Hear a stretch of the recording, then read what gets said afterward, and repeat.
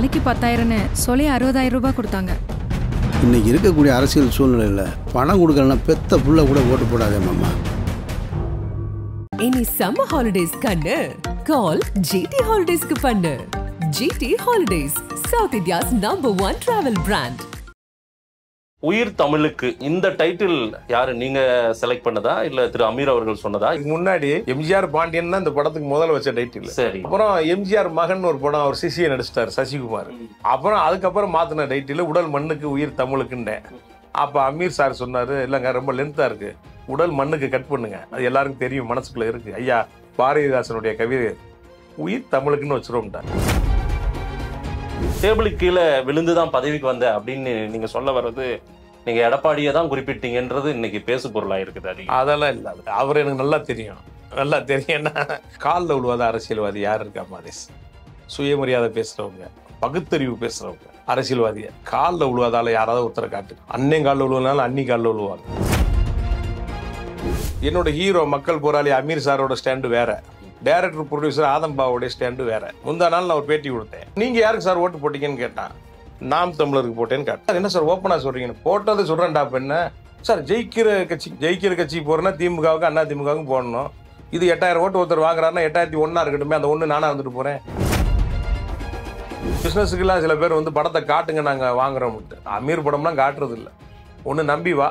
ஏன்னா இல்லைங்க டைரக்டர் வேறங்க, நானும் அப்படித்தானே வச்சுக்கேன், படத்தெல்லாம் காட்ட மாட்டேன். டைட்டில் அமீர், நான் ட்ரெய்லர் டீசர் பாத்தியா, சாங்கு 4 சாங்கு பாத்தியா, நம்புனா படம் வாங்கலாம் போய்கிட்டே இருக்கு. அமைதி படைக்கு அப்புறம் ஒரு சரியான படம்டா அது, பொலிட்டிக்கல் நையாண்டி படம்டா. நான் கூட சீரியஸா வேற ஏதாவது அரசியல் பண்ணிடுவீங்கன்னு நினைச்சேன். அந்த ஏரியாவுலேயே போலேடா நீங்க. இந்த படம் வந்து பார்க்கிறவங்க இந்த படத்துல இருந்து என்ன விஷயத்தை எடுத்துக்க முடியும், சப்ஜெக்ட் எடுத்துக்க முடியும்? எதையுமே எடுத்துக்க முடியாது. இந்த படம் பாக்குறீங்கல்ல, நம்ம ஓவரா பெருசா நாங்க அப்படி அரசியல் பேசிட்டோம் அப்படி இப்படிலாம், ஒரு ஜாலியான படம். சரி என்ன ஆனாலும் பரவாயில்லைங்க, 100 எம்ஜிஆரே லாக் பண்ணுங்கன்ட்டேன். 100 எம்ஜிஆர் உங்களுக்கு ஹாப்பி. மலேசியால இருந்து 2 எம்ஜிஆர் போன் அடிக்கிறாங்க. எங்களை விட்டுட்டீங்க, தமிழ்நாட்டில் எப்படி ஒன்று நடந்திருக்கு, வா பிளேட்டை போட்டுன்னு அங்க இருந்து 2 எம்ஜிஆர். அத்தனை எம்ஜிஆர் அந்த பாட்டில் யூஸ் பண்ணி பாட்டு பண்ண செய்யணும்னு முடிவு பண்ணிட்டான், இறங்கி செஞ்சிடும். எனக்கு கார்த்தி வந்து அமீர் டைரக்ஷன்ல நடிக்கிறத பாக்குறதுக்கு ஆசையா இருக்கு, தமிழ் ரசிகர்கள் ஆசையா இருக்காங்க. அண்ணே இதை முடிச்சிருமே, அதெல்லாம் அது சொல்லலைங்க, நான் சொல்றேங்க, நான் ஆசைப்படுறேன். சினிமாவில் நடக்காது நீங்க ஏன் சொல்றீங்க? நாளை குரு சிஷ்யன்னு சேர்ந்துட்டா விரைவில் இணைய போகும் அமீர் கார்த்தி தாராளமா. ஆதன் தமிழ் நேயர்களுக்கு வணக்கம். பல்வேறு துறைகளில் ஆக சிறந்த ஆளுமைகளை சந்தித்து நாம் நேர்காணல் எடுத்து வருகிறோம். அந்த வகையில் நம்மோடு இணைந்திருக்கிறார் திரைப்பட தயாரிப்பாளர் இயக்குனர் திரு ஆதம் பாவா அவர்கள். அவரிடம் கேட்பதற்கு நிறைய இருக்குன்னு வாருங்கள், அவரிடமே கேட்போம். வணக்கம் ஆதம் பாவா சார். வணக்கம், எப்படி இருக்கீங்க? நல்லா இருக்கு, ரொம்ப சந்தோஷம் இந்த காலை பொழுதுல உங்களை இங்க சந்திப்பதிலும். அதே போல நாளை வெளியாக இருக்கக்கூடிய உங்களுடைய நீங்கள் இயக்கி தயாரித்துள்ள உயிர் தமிழுக்கு, அதாவது அண்ணன் அமீர் அவர்கள் மக்கள் போராளி அப்படின்னு டைட்டில் கொடுத்திருக்கீங்க. உண்மையிலேயே என் பார்வையில் அவர் மக்கள் போராளி தான். யார் இந்த ஆதம் பாவா? எப்படி இவர் சினிமாக்குள்ளார வந்தாரு? சினிமான்றது எந்த அளவுக்கு ஆதம் பாவாவோடு நெருக்கமானது? சினிமா வந்து ஊர்ல நம்ம மதுரையில் இருக்கும் போதே ஒரு 7-8 வயசுலயே நம்ம சினிமா பார்க்க ஆரம்பிச்சிட்டோம். என்னன்னா வேற என்டர்டெயின்மெண்ட் இல்லை, நம்ம வீட்டை சுற்றி ஒரு 6-7 தேட்டரு, அந்த தேட்டரில் பூரா செகண்ட் ரிலீஸ் படம். சுற்றியும் பார்த்தீங்கன்னா அப்போல்லாம் வந்து இந்த இந்த மொபைல் இந்த கலாச்சாரம்லாம் இல்லை, டிவி இதெல்லாம் இல்லாதனால ஒன்லி காதில் கேட்கறது தான். ஒரு கடையில் போய் நம்ம வந்து ஒரு டீ வாங்க போனோம்னா அங்கே ஒரு ஒளி சித்திரம் ஓடும். டீயை வாங்கிட்டு கதவசனம் நல்ல சீன்னு கேட்டுட்டு 6 டீயை வீட்டுக்கு கூட்டு வந்து அடி வாங்கியிருக்கோம். அப்போல்லாம் பார்த்தீங்கன்னா கடையில் தான் டீ வாங்குவோம். போனால் டோக்கன் போனால் வரிசையாக ஒரு 50 செம்பு நிற்கி 51 நம்ம நிற்போம். அப்போ என்னன்னா அந்த பாட்டு அப்படியே பாட்டு வர வர என்னன்னா பின்னாடி போய்கிட்டே இருப்போம். வீட்டில் 2 கெஸ்ட் வந்துருப்பாங்க, ஏன்னா டீ வாங்க போனோன்னு ஆளை காணாம அடுத்த ஆள் தேடி வரும். பார்த்தீங்க, மண்டையில் தட்டி எவ்வளோ நேரம் தான் நிற்பேன், அவர் சின்ன போய் எவ்வளோ நேரமா வந்து நிற்கிறான், இன்னும் டீயை போட்டு அனுப்பிச்சி விடாம இருக்கணும், ஏங்க அவன் பாட்டு கேட்டு பின்னாடி போய்கிட்டே இருக்காங்க அப்படின்ட்டு. அப்போவே நமக்கு ஒரு ஆர்வம். அப்புறம் வீட்டில் சினிமா, ஐயா பாரதி ராஜாவுடைய பாட்டுகள் தான். அந்த நிலாவை நான் கையில் பிடிச்சேன் ராஜாவுக்காக அந்த பாட்டு பாட்டோம். அப்புறம் அந்த அந்த நேரத்தில் பார்த்தீங்கன்னா பெண்களும் வரிசையில் நிற்பாங்க, காப்பி குடிக்கிற வாங்க டீ வாங்குறதுக்கு, ஆண்களும் நிற்பாங்க, எல்லா வயசுலும் கலந்து நிற்பாங்க. ரேஷன் கடையில் இப்போ நிற்கிற மாதிரி டீ கடையில் ஒரு காலத்தில் கூட்டம் இருக்கும். நீங்கள் பார்த்துருப்பீங்கன்னு நினைக்கிறேன். ஸ்டவ்வெல்லாம் இல்லாத காலம். அப்போல்லாம் விறகடுப்புல வந்து சமைச்ச காலம். எல்லா வீட்லேயும் ஸ்டவ் இருக்காது. நாங்கள் இருந்த பகுதியில் விறகடுப்பு தான். அதனால நினைச்ச உடனே டீ போட்டு குடிக்க முடியாது. அப்போ டீ கடையில் தான் போய் வாங்குவோம். அப்போ வாங்கும்போது பார்த்தீங்கன்னா அந்த சகலகலவில் ஒன்று ஒரு பாட்டு வரும். நேத்து ராத்திரி அம்மான்னு ஒரு பாட்டு வரும். பாட்டு பாடிக்கிட்டே இருக்கும்போது பார்த்தீங்கன்னா அதில் ஒரு கட்டத்தில் ஒரு ஹம்மிங் வரும். அந்த அம்மா ஆன கத்தும். சீ அப்படின்ட்டு கம்மல் இதை கிள்ளிடு வருது. அது சீனு வரும்போது அந்த வருஷம் இருக்க பெண்கள் அப்படி வெக்க பிடிச்சி சிரிச்சுக்கிடுவாங்க. இப்படி ஒரு காலகட்டம் அங்க இருந்து நம்ம வந்திருக்கோம். அப்போ அந்த வயசுல பாத்தீங்கன்னா படத்துக்கு கூட்டிட்டு போறதுக்கு ஒரு பெரிய மனுஷன் இருக்காரு நம்ம வீட்டுல. அவர் என்னன்னா அவர் வித்தியாசமான படங்களுக்கு கூட்டி போவார். காலையில 11 மணி காட்சி போட்டிருப்பாங்கல்ல, அது கூட்டி வாங்க போனீங்கன்னா பாசவலைன்னு ஒரு படம். அன்பினாலே உண்டாகும் இன்ப நிலை அப்படின்னு ஒரு பாட்டு வரும். பூரா கஞ்சா வாசம் தேட்டருக்குள்ள. நம்ம எனக்கு முறுக்கு பப்ஸ் எல்லாம் வாங்கி தர்றாருன்றக்கா அவர் கூட போவோம். இது என்ன படம், யார் இந்த ஹீரோ? அப்பவே அதெல்லாம் விட்டுடு. யாருமே கேள்விப்படாத பார்க்காத படம் சாந்தா சக்குபாயின்னு ஒரு படம், அது கூட்டி போடுவாரு. கொஞ்சம் முன்னாடி கூட்டிட்டு வாங்க அப்படிங்கும் போது இரவும் பகலும், ஜெய்சங்கர் படம், அது இது மாயக்கோள், மந்திர வலை, இப்படி படங்களா பார்த்துட்டு அப்போ ஒரு என்னன்னா ஒரு தேடல் வருது. அங்கேயே ஒரு கமர்ஷியல் படம் பார்க்குறோம். அப்பதான் ரஜினி எல்லாம் ரைசா பில்லா அதெல்லாம் வருதுல்ல, அந்த டைம்ல துடிக்கும் கரங்கள் அது பார்க்குறேன். இந்த பக்கம் பார்த்தீங்கன்னா எம்ஜிஆர் படம், அதுதான் மாஸ். அவர் தான் சூப்பர் ஸ்டார். அப்போ எம்ஜிஆர் படம் 1001 அது இதுன்னு இதெல்லாம் பார்க்குறேன். இப்படி கலவையா படம் பார்க்கும்போது அப்புறம் இதெல்லாம் பார்க்கும்போது வேற வேற வேற வேற வேற ஏரியாவில் அப்போவே எனக்கு படம் பார்க்கக்கூடிய வாய்ப்பு கிடைச்சது. அது சினிமாவின் பக்கம் நம்மளை நோக்கி ஈர்த்தது. அப்புறம் மதுரையை பொறுத்தவரையில் பார்த்தீங்கன்னா நாங்கள் இருந்த அந்த வைகை ஆற்று பகுதியில் கரகாட்டம், ஒயிலாட்டம், நாடக நடிகர்கள் அனைவருமே இருப்பாங்க. அதில் ஒரு நாடக நடிகர் தான் அண்ணன் வடிவேலு. எங்கள் வீட்டு வாசலில் உட்காந்துருப்பார். எங்கள் வீட்டு வாசலில் உட்காந்துருப்பார். ஏற்ற வீடு எங்கள் அண்ணன் வீடு. அண்ணனுக்கு அவர் தான் ஆளினாள். பருத்தி வீரனில் குஸ்தி வாத்தியார் அவர் வரல, அவர் தான் அவருக்கு பாஸ் வடிவேலனுக்கு. அவர் தான் பைனான்சியர். அண்ணன் கொஞ்சம் தௌலத்தா இருப்பாரு, பெரிய வசதியானவர். இவங்கெல்லாம் சேர்ந்து என்ன பண்ணுவாங்கன்னா, அண்ணன் ஒரு மோதிரத்தை கழட்டினாருன்னா அன்னைக்கு ஒரு நாடகம். எம்ஜிஆர் பாலுன்னு ஒருத்தர் இருப்பார், அவர் ஹீரோ. அவர் பருத்தி வீரன் குஸ்தி வாத்தியார் வந்து வில்லன், வடிவேலனே காமெடி. 2 மாட்டு வண்டியை ஜாயின் பண்ணுவாங்க. பின்னாடி ஒரு வேட்டியை கட்டி கலர் கலரா அப்படியே அந்த ரீலை சுத்தி ஓடும். அப்பவே பாத்தீங்கன்னா அண்ணன் ஸ்கோர் பண்ணுவார் வடிவேல். இங்கிட்ட அங்கிட்டு தாகுவாரு. பாட்டு கீட்டெல்லாம் பாத்தீங்கன்னா எம்ஜிஆர் பாட்டெல்லாம் கலக்குவாரு. பெரிய பிளஸ் வருவோம். அதனால அவர் மேல வடிவேலனுக்கு பாத்தீங்கன்னா ஏரியாக்குள்ள கொஞ்சம் அவருடைய எந்த வீட்டுக்கு போனாலும் அப்பா அவர் காப்பி குடிப்பா, தம்பி நல்லா பாடுற ராஜா நீயே, இப்படிலாம் அண்ணன் அங்கனுக்குள்ளேயே ஒரு பெரிய மாசா இருந்தார். அப்ப இருந்து நம்ம அவரையும் நம்ம பாக்குறோம். உங்களுக்கும் வடிவேலுக்கான நெருக்கம் எனக்கு தெரியும். அது அரசியல் ரீதியா சில விஷயங்களை நான் கேள்விப்பட்டிருக்கேன். சினிமா கதை கருக்களம் அந்த மாதிரி ஏதாவது கதை வச்சிருக்கீங்களா நீங்க? அந்த மாதிரி அவரை வச்சு ஏதாவது பண்ணணும்ன்ற ஒரு ஐடியா உங்களுக்கு இருக்கு? அவர் வச்சு படம் பண்ண தான் நான் போனேன். நான் ஓகே, அவர் வச்சு படம் பண்ண போனோம். அப்புறம் அவர் என்னன்னா அவர் பார்க்க நாங்க சின்ன பசங்க. நான் சொன்ன செய்திகள்லாம் நான் சின்ன பையனா இருந்து ரசிச்சேன். ஆமா, அப்ப அவரும் பெரிய பிரபலம் அல்ல. இல்ல இல்ல இல்ல, நான் அப்படி இல்ல. சினிமாவோட ஒரு உச்சத்துக்கு வந்ததுக்கு அப்புறம் தான் நான் சந்திக்கிறேன். ரைட்டு. இல்ல நீங்க உங்க அண்ணன் வீட்டுக்கு எதிர் வீடுன்னு சொன்னீங்க. அந்த காலகட்டம்ல நீங்க அவரை ஒரு இதாதான சாதாரண ஒரு அண்ணன் கூட அண்ணன் பாட்டு பாடுவாரு. என்னண்ணே அண்ணன் சூப்பரா பாடுனே பிரமாண்ணே அப்படி அப்படியா அப்படின்னு சொல்லி ரொம்ப ஜோக் அடிப்பாரு. இப்படியா நம்ம பார்த்துட்டு இருக்கோம். அப்ப என்னன்னா அந்த ராசாவின் மனசுல படத்தை நடிக்கிறாரு. அப்ப நடிச்சுட்டு வரும்போது பாத்தீங்கன்னா நடிச்சுட்டு வந்து அதை சுவாரஸ்யமா பேசுவாங்க. எங்க தெருவுக்குள்ள உங்க பெரிய வருத்தப்படாத வாலிபர் சங்கம் அங்க இருந்தது. பெரிய ரவுண்ட் டேபிள் போட்டு உட்காந்துட்டு அந்த படத்துல நடந்த கதையெல்லாம் அவங்க பேசும்போது நாங்கெல்லாம் சுத்தி நின்று ரொம்ப ஆர்வமா வேடிக்கை பார்ப்போம். அப்படியே அப்புறம் தேவர் மகன் படம், தேவர் மகன் படத்துல நடிச்சுட்டு வந்து அந்த படம் ரிலீஸ் ஆயிடுச்சு மதுரையில. ரிலீஸ் பார்த்துட்டு அதை வந்து நம்ம வீட்டுக்கு முன்னாடி நின்று ஒரு 20 பேர் சுற்றி உட்காந்து அதை சுவராசியமாக கமல் சார் பற்றி அது பற்றி இது பற்றி ஐயா சிவாஜி பற்றிலாம் பேசி கீசி எல்லாம் எல்லாரையும் குசிப்படுத்துறாரு. அதோடு அந்த தெரு விட்டு போனவர் தான் வடிவேல். ஏன்னா அவரு எடுத்தோன்னு அப்படி டேக் போயிட்டாரு, டேக்கப் ஆகி பறந்துட்டார். அன்னைக்கு இருந்தவங்களுக்கு வடிவேலு இந்த உயரத்துக்கு வருவார்னு யாருக்கும் தெரிய வாய்ப்பு இல்லை. யாருக்கும் தெரியாது. திறமை இருக்குல்ல. 2 படம் சிங்காரவேலன் பண்ணாரு, தேவர் மகன் பண்ணார், சின்ன கவுண்டர் பண்ணாரு, போயிட்டார். அதுக்கப்புறம் இன்ன வரைக்கும் அந்த பிளைட் இறங்கல, அது பறந்துகிட்டே தான் இருக்கு. அதுக்கப்புறம் அவருக்கும் நமக்குமான அந்த தொடர்பு இல்லை. பிற்காலத்துல தாமதமா ஒரு இடத்துல சந்திக்கிறோம்.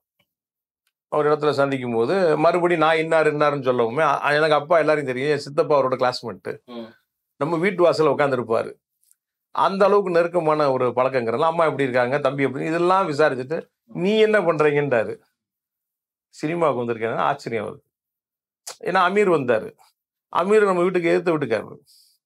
அவங்க பூர்வீக வீடு என் வீட்டுக்கு நேரா எதிர்த்தாப்புல 2வது வீடு.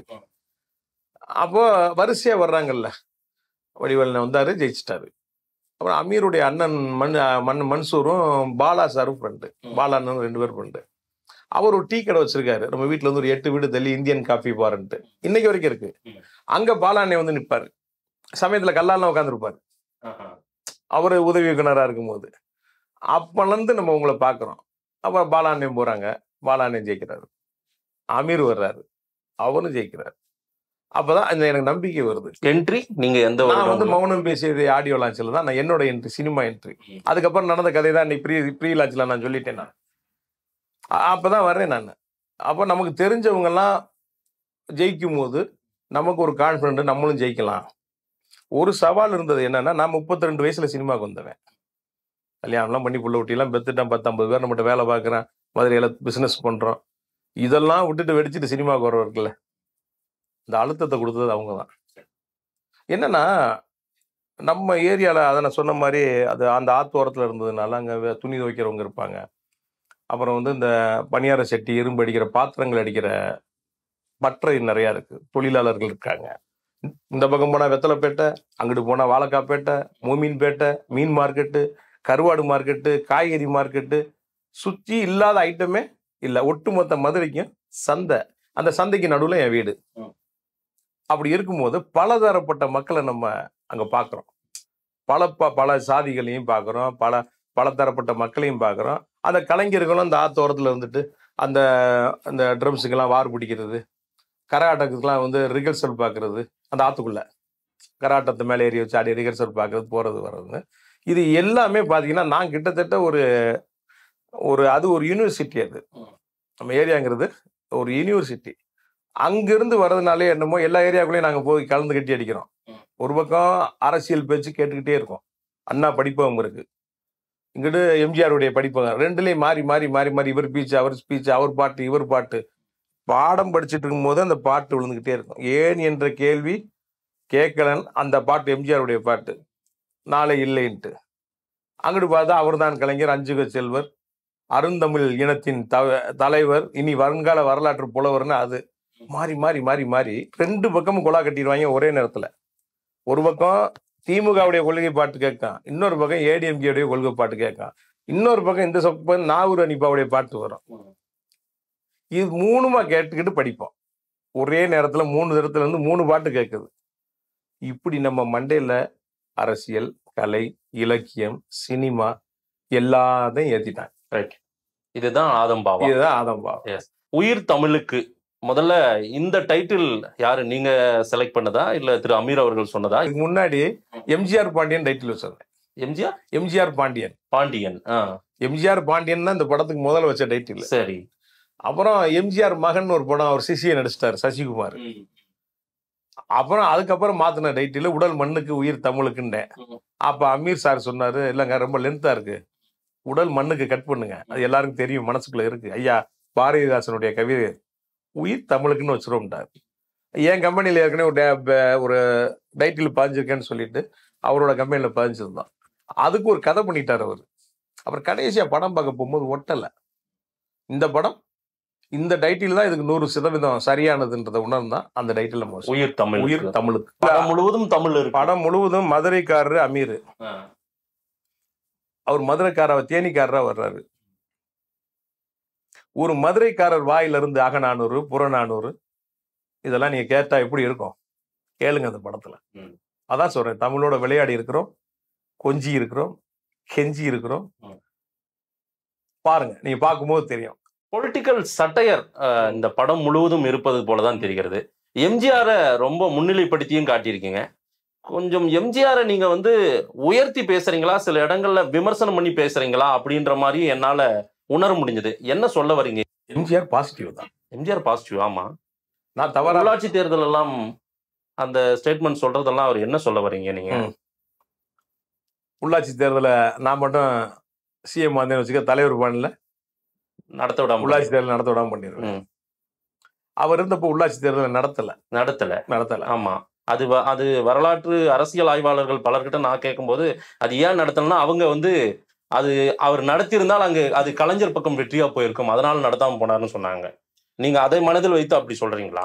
ஆனா புரட்சி தலைவருக்கு தெரியும். அது என்னன்னா, உள்ளாட்சி தேர்தலில் தான் ஜாதி கட்டமைப்பே ஸ்ட்ராங் ஆகுது. ஜாதி பார்த்து வேட்பாளர் நிப்பாடுறது, அங்காளி பங்காளிக்கு ஓட்டு போறோம்னு ரொம்ப ஸ்ட்ராங்கா கட்டமைப்பு உருவாக்குறது உள்ளாட்சி தேர்தல், லோக்கல் பாடி. அதுல எம்ஜிஆருக்கு உடன்பாடு இல்லைங்கிறத அவர் பல இடங்கள்ல பேசியிருக்கிறார். பழைய புட்டேஜ்கள் நீங்க பார்த்தா தெரியும். எதிர்கட்சி சொல்றது என்னன்னா, உள்ளாட்சி தேர்தல் நடத்தினா டிஎம்கே வந்துடும் அப்படின்னு சொன்னாங்க. அதை ஒரு எம்ஜிஆர் ரசிகரா அவர் சொல்றாரு, என் தலைவர் பாணியில நடத்த விடாம பண்ணான்னு. அப்புறம் இது சென்சார்ல ஓட்ட பெரிய ஒரு ஆர்கியூமெண்ட் வந்தது. ஆர்கியூமெண்ட் வரும்போது அவர் சொல்றாரு, எங்க நீங்க காட்டுங்க, எங்க சொன்னாருன்னு போது நான் 2-3 ரெஃபரன்ஸ் கூகுள்ல எடுத்து கொண்டு போய் காட்டேன், பாருங்க உள்ளாட்சி தேர்தலில் தான் இந்த கட்டமைப்பு ஸ்ட்ராங் ஆகுது அப்படின்ற காரணத்தினால அவர் தவிர்த்தாருன்னு ஒரு ஆர்டிகல் வந்திருக்குன்னு காமிச்சேன். எம்ஜிஆர் சொன்னாரா? எம்ஜிஆர் சொன்னதா ஒரு ஆர்டிகல் வந்திருக்கு ஒரு பத்திரிகையில, காட்டினேன். அப்புறம் பெரும் போராட்டத்துக்கு அப்புறம் எம்ஜிஆர்ன்ற வேலை மட்டும் மியூட் பண்ணிருங்க, நான் மட்டும் சிஎம் ஆனேன்னா தலைவர் பாணி இல்லை அப்படிம்பாரு, அது ஏதாவது ஒரு தலைவரை நினைச்சுக்கிட்டு அப்படின்னு அந்த மியூட் ஆயிருக்கு. ட்ரெய்லர்ல இருந்தது படத்துல இருக்காது. அதே போல இந்த படம் முழுவதும் அதிமுகவுக்கு எதிராக எடுக்கப்பட்ட ஒரு படமாக தான் நிறைய பேர் சொல்றாங்க, பார்த்தவர்களும் சொல்றாங்க. என்னாலையும் அந்த ட்ரெய்லர்ல அப்படிதான் உணர முடிஞ்சது.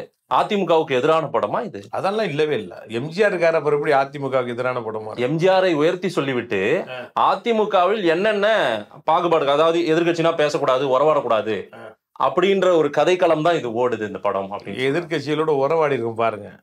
அப்படியா? உறவாடி இருக்கும். படம் பார்க்கும்போது உங்களுக்கு தெரியும். அது மாதிரியான ஒரு சித்தாந்தங்கள்லாம் இந்த படத்துல இல்ல. நீங்க எதை மனசுல வச்சு கேட்கறீங்கன்னு எனக்கு தெரியும். அதை நேரடியா கேட்டீங்கன்னா நான் சொல்லிடுவேன். நீங்க ட்ரெய்லர் என்ன பார்த்தீங்க, எது உங்களை அப்படி யோசிக்க வச்சது?